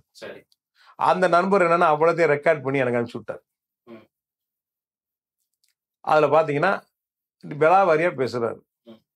இது நான் ஒரு படத்தை ஓட வைக்கணும், எனக்கு விளம்பரம் வேணும், ஒரு 3ஆம் தர தயாரிப்பாளராக இருந்திருந்தா மேடையில் ஸ்பீக்கர்ல அந்த போன்ல, என் போன்ல இப்ப இருக்கு, அப்படி போட்டு காமிச்சது. அவர் என்ன பேசுறாருன்னு பாருங்க. அமீர் படம் வெளியாக கூடாது, அமீருடைய திரை வாழ்க்கையே வளர்ச்சி அடையக்கூடாது, அதோட நின்றுணும் அப்படின்னு ஒரு அதற்கு ஒரு வலைப்பின்னல் வந்து இருந்துட்டே இருக்காங்க. இருக்குல்ல, இருந்துகிட்டே இருக்குல்ல. நான் சாட்சியை வச்சிருக்கேங்கிறேன். அவர் பேசுனத ஆடியோ நான் வச்சிருக்கேன். இப்போ 500 கோடி ரூபாய் படம் எடுத்துட்டு இருக்காரு. இப்போ நான் அதை வெளியே விட்டேன்னு வச்சுக்கோங்க, அது அடுத்து ஒரு வாரத்துக்கு ஓடி, இதை பத்தி யாரும் பேச மாட்டாங்க. நான் நாகரிகம் கருதி, ஏன்னா அவர் எனக்கு நண்பரும் கூட, என்கிட்டையும் பேசிட்டு இருக்கவர் தான், நல்லா என்கிட்ட பேசுவாரு. அவருக்கும் இவருக்கும் பிரச்சனை இருக்கு. கோபதாபத்துல ஒரு வார்த்தை 2 வார்த்தை முன்ன பின்ன அவங்க பேசுவாங்க. அவர் ஒண்ணு பேசுவார், இவர் ஒண்ணு பேசுவார், அதெல்லாம் ரைட்டு. எனக்கும் ஞானவர் ராஜாவுக்கும் என்ன சண்டை? நான் அவரோட சேர்ந்து தொழில் செஞ்சிருக்கேன், நான் வியாபாரம் பண்ணிருக்கேன்னா? ஒண்ணுமே இல்ல. இல்ல, அமீருக்கும் ஞானவேல் ராஜாவுக்கும் நடக்கக்கூடிய சண்டையில சிவகுமார் ஃபேமிலியே இதுல வந்து அவங்களுமே அமீர் வளரக்கூடாதுன்னு நினைக்கிறாங்களா? அப்படி கிடையாது. அவங்கள வச்சு படம் எடுத்துட்டு இருக்காங்கல்ல. ஓகே, அங்க அவருக்கு 2 படம் நடந்துட்டு இருக்கு, 4 படம் நடக்குதுல்ல, 2 படம் அவங்க அண்ணன் தம்பி நடிக்கிறாங்க. ஒரு தயாரிப்பாளர்னா டெய்லி போன்ல பேசிப்பாங்க. ஒரு தயாரிப்பாளருக்கு படம் கொடுக்குறதா அவர் மேல எவ்வளவு நம்பிக்கை இருந்தா கொடுப்பாங்க. பாம்பேல ஒரு ஆபீஸ் ஓபன் பண்றாரு, இவங்க போய் அதை குத்து விளக்கு ஏற்றி வைக்கிறாங்க. அப்ப அவங்க வந்து, ஏப்பா நீ அவரை பத்தி பேசாதப்பான்னு சொல்லணும்ல, சொல்லணுமா இல்லையா? நான் கேட்கிறேன் உங்கள்கிட்ட, சொல்லணுமா இல்லையா? ஏப்பா அமீரை பத்தி பேசுற? தம்பி வச்சு படம் பண்ணி தூக்கி விட்டவர் இல்லையா, குரு இல்லையா? அப்போ அவங்கள வச்சு படம் இருக்கிற ஒருத்தர் அவரு கால் மேல கால் போட்டுட்டு அமீரை பேசுறாருன்னா என்ன தைரியத்துல பேசுவார்? இல்ல, இது சூர்யாவுக்கும் கார்த்திக்கும் தெரிஞ்சதா இதெல்லாம் நடக்குது. தெரியாம எப்படி? அவங்க செவ்வாய் கிரகத்துல இருக்காங்க, இங்கதானே இருக்காங்க. கார்த்திக் இது தெரியணும் இல்ல? தெரியும்ல, தெரியணும், அதான் தெரியணும். அதனாலதான் கடந்த 4 மாசத்துக்கு முன்னாடி மீடியால பொதுமக்கள் அவ்வளவு சப்போர்ட் பண்ணாங்க அமீருக்கு. சப்போர்ட் பண்ணதுல அப்புறம் ஞானவேல் ராஜா வந்து கவுன்சில் ஒரு லெட்டர் கொடுத்து, நான் ஒரு செட்டில்மெண்ட்டுக்கு வர்றேன், அந்த வழக்கை நாங்க வாபஸ் வாங்கிக்கிறோம், ஒரு தொகையை பேசி முடிச்சு விடுங்கன்னு ஒரு தொகையை சொல்றாங்க. இவங்க ஒரு தொகையை கேட்கறாங்க. இது 2ம் பேசி வயா மீடியாவோ ஒரு தொகை வருது. அதை பேசி முடிக்கிற நேரத்துல தான் இந்த ஜாபர் சாதிக் மேட்டர் வந்துருச்சு. ஜாபர் சாதிக் மேட்டர் வந்த உடனே அவங்க என்ன பண்றாங்க, அப்படியே விட்டுட்டாங்க. அதை விட்டுட்டு இவருக்கு எதுக்கு அவ்வளவு பெரிய பணத்தை கொடுக்கணும் அப்படின்னு இறக்கி கொஞ்சம் அடிச்சு விட்டு லோக்கல்ல கீழே பசங்களை விட்டு பேச விடுவோம். அதுதான் இந்த 1000 கோடி, 2000 கோடி, 5000 கோடி. தாவூத் இப்ராஹிம், இவருக்கு அல்லுமாவோட கனெக்ஷன் இருக்கு, இவர் சர்வதேச பயங்கரவாதின்னு ஊதுனது போறான். நாங்கள் அசிங்கப்பட்டோம்ல, சிக்னியா நீ அசிங்கப்படு. இதை ஏங்க அவங்க செஞ்சுட்டு இருக்காங்க? அவ்வளவு அமீரையும் ஜாபர் சாதிக்கும் சேர்த்து வச்சு இவ்வளோ பேசு பொருள் ஆனதுக்கு வந்து கொள்கை ரீதியா இவர் பேசினதுக்காக வைக்கக்கூடிய எதிர்முகாம் வைக்கக்கூடிய விமர்சனம் இல்ல, இதற்காகவே ஞானவேல் ராஜா ஒரு தனி ஒரு கூட்டத்தை ஆர்கனைஸ் பண்ணிட்டாரு. அவர் ஆர்கனைஸ் பண்ணி பல பேரை பேச விட்டார். அமீருக்கு எதிராக அவர் ஆதரவு வலைவலிகளில் இவரை டேமேஜ் பண்றதுக்கு, கிரைம் ரேட்டை ஏத்துறதுக்கு பேச சொல்லி முழுக்க வேலை செஞ்சது அவர். அதான் சொல்றேன், அந்த ஆடியோல எல்லாமே இருக்கு. அவர் நண்பர்னு ஒருத்தர்கிட்ட பேசின ஆடியோல அவர் என்னெல்லாம் செஞ்சாரோ அனைத்தும் இருக்கு. தீர்க்கவே முடியாத பிரச்சனையா சார்? தீர்த்திடலாம். என்ன நடந்ததுன்னா, இப்ப நான் இவ்வளவு குற்றச்சாட்டு சொல்றேன் ஞானவேல் மேல. ஞானவேல் நேற்று 2.5 மணி நேரம் பேசினார். என்னன்னே மேடையில நீங்க இதை நான் நேற்று சொல்ல வந்தேன், வேணான்னு தடுத்துட்டாங்க அமீர் சார். இன்னைக்கு நான் சொல்றேன் உங்களுக்கு. காலைல பேசினார், சூப்பரா பேசியிருந்தீங்க ஆடியோல அப்படின்னு சொல்லி எல்லாம் பேசிட்டு வரும்போது, அப்ப என்ன நீங்க வாட்டுக்கு நீங்க அப்படி பேசிட்டீங்க. நீங்க எனக்கு நண்பரா இருக்கிறீங்க, உங்களுக்கும் அவருக்கும் பிரச்சனை, எனக்கு உங்களுக்கும் பிரச்சனை இல்லை. அவர் படத்தோட ட்ரெய்லர் எனக்கு அனுப்புவாரு, என் படத்தோட ட்ரெய்லர் அவருக்கு அனுப்புவேன். அவர் நல்லா இருக்கும் பாரு, நான் நல்லா இருக்குவேன். சினிமா சார்ந்த மற்ற விஷயங்களை பேசிக்குவோம். நம்ம 2 படம் எடுக்கிறோம், அவர் 2 படம் எடுக்கிறாரு, பேசிக்கிடுவோம். அப்ப நீங்க போய் என் படத்தை வெளியே வரக்கூடாது அப்படின்னு பேசுறது நியாயமா? அத நீங்க நம்பி ஒருத்தட்ட பேசியிருக்கீங்க, அவர் எனக்கு அனுப்பிச்சு விட்டுருக்காரு. நான் ஒரு ஒரு ஒரு கேவலமான ஒரு ஆளு, இதை வச்சு ஒரு அரசியல் பண்ணணும், ஒரு விளம்பரம் தேடணும்னு நினைச்சிருந்தா நான் அந்த மேடையில நான் வெளியிட்டு இருப்பேன். உங்க மேல இருக்கிற அன்புலையும் நீங்க பண்ணிக்கிட்டு இருக்க படங்கள் 500 கோடி ரூபாய் படம் வச்சிருக்காரு, கங்குவா இருக்கு, தங்கலான் இருக்கு, இவ்வளவு பெரிய படங்கள் வச்சிருக்காரு. உங்க மேல இருக்கிற கண்ணியம் கருதி கார்த்தி எனக்கு பர்சனலா நல்ல பழக்கம், சூர்யா சார் பழக்கம் இல்லை, கார்த்தி எனக்கு நல்ல பழக்கம். ஃபோன் பண்ணோம்னு வச்சுக்கோங்களேன், நைட்டு 2 மணிக்கு ஃபோன் பண்ணா கூட காலையில் எந்திரிச்சோன்னு ஃபோன் அடிச்சு என்னன்னு கேட்டுருவார். அப்படி ஒரு அற்புதமான ஒரு கேரக்டர். அப்போ இவங்களெல்லாம் மனசுல வச்சுக்கிட்டு, ஏன்னா அதுக்குள்ள அவங்களும் வர்றாங்க அந்த பேச்சுல, அவர் ஞானவேலோட உரையாடல்ல அவங்களும் வர்றாங்க. ரொம்ப தப்பா அவர் ரொம்ப பாதிக்கப்பட்டுருவார் அதை வெளியிட்டா. அப்ப அவர் என்ன ரொம்ப யதார்த்தமான ஒரு ஞானவேல், அண்ணே தவறுதல நான் ஏதோ பேசியிருக்கலாம், ஒரு ஃப்ளோல ஒரு மனுஷன் தானே, என்ன யதார்த்தமான ஆளு யாரு ஞானவராஜ், யதார்த்தமான ஆளு. ஏதோ தவறுதல ஏதோ ஃப்ளோல ஏதோ நான் பேசியிருப்பேனே, நீங்க தப்பா நினைச்சுக்காதீங்க. அது யாருன்னு அனுப்பிச்சது, அது எப்படி நான் சொல்ல முடியும்? என்னென்ன பேசியிருக்கேன்னா, வாங்க தனியா வாங்க 2 பேரும் உங்களுக்கு போட்டு காட்டுறேன் கேளுங்க. ஒரு பத்திரிகையாளர் கேட்டாரு, உங்கள்ட்ட இருந்தா எனக்கு காட்டுங்க நான் கேட்கிறேன்டாரு. அவர் தனியா வெளியே வர சொல்லி போட்டு காமிச்சேன் கேலியா. சார் என்ன சார் இப்படி பேசியிருக்காருட்டு பதறீங்க பாத்தீங்களா? இப்ப நான் அதை போட்டேன் அப்படின்னா என் படம் ரிலீஸ் ஆக போறது, நீங்க எல்லாரும் அதுக்கு போயிருவீங்க. அப்புறம் ஞானவேல்கிட்ட சொல்லிட்டேன், ஞானவேல் ராஜாட்ட, நீங்க நண்பர், நீங்க யதார்த்தமா மனசுல என்ன படுதோ அதை பேசக்கூடிய ஆள். அவர் என்னன்னா ஒரு பெரிய தயாரிப்பாளர்னு அந்த மைண்ட் செட்லாம் அவருக்கு இல்லை. சாதாரணமா நீங்க வளையிருந்தீங்கன்னா அவருக்கு தெரியும், சாதாரணமா அணுகுவாரு, நல்லா பேசுவாரு, அந்த அணுகுமுறையெல்லாம் அவர் சரியானது. அப்புறம் கடைசியா நான் சொன்னேன், ஞானவேல் சரியோ தவறோ நீங்க ஒரு மிகப்பெரிய உயரத்துக்கு போயிட்டீங்க. ஆரம்பம் அமீரா இருந்திருக்காரு, உங்க நடிகரும் இன்னைக்கு ஒரு உச்சத்துல இருக்காரு, ஆரம்பம் அவரா இருந்திருக்காரு. சூர்யா சாரோடையும் இன்னைக்கு ஒரு உச்சத்துல இருக்காரு, அவருடைய படங்கள்லயும் இவருடைய பங்களிப்பு இருக்கு. இதெல்லாம் மனசுல வச்சுக்கிட்டு ஒரு சின்ன பிரச்சனை இதை பேசிட்டு இல்லைண்ணே, அவரு அமீர் என்னை ஒத்துக்க மாட்டாரு, ஊடால இருக்கவங்க. இப்ப பாருங்க, நாட்டாம டு பங்காளி, பங்காளி டு நாட்டாம, இந்த பக்கம் ஞானவேல் ராஜா, இந்த பக்கம் ஆதம் பாவா. நம்ம 2 பேரும் உட்காந்து என்ன பேசுறோமோ அதை அமீர் ஒத்துக்குருவாரு, அதுக்கு நான் கேரண்டி. பேசிடுவோம்னே, எப்பனே பேசுவோம், படத்தை ரிலீஸ் பண்ணிட்டு வரேன், 17 வருஷ சர்ச்சையை முடிவு பண்ணுவோம். எனக்கு கார்த்தி அமீர் டைரக்ஷன்ல நடிக்கிறத பாக்குறதுக்கு ஆசையா இருக்கு, தமிழ் ரசிகர்கள் ஆசையா இருக்காங்க. அண்ணே இதை முடிச்சிரும்னே, அதெல்லாம் அது சொல்லலைங்க, நான் சொல்றேங்க, நான் ஆசைப்படுறேன். சினிமாவில் நடக்காது நீங்க ஏன் சொல்றீங்க? நாளைக்கு குரு சிஷ்யன்னு சேர்ந்துட்டா ஒண்ணும் இல்ல.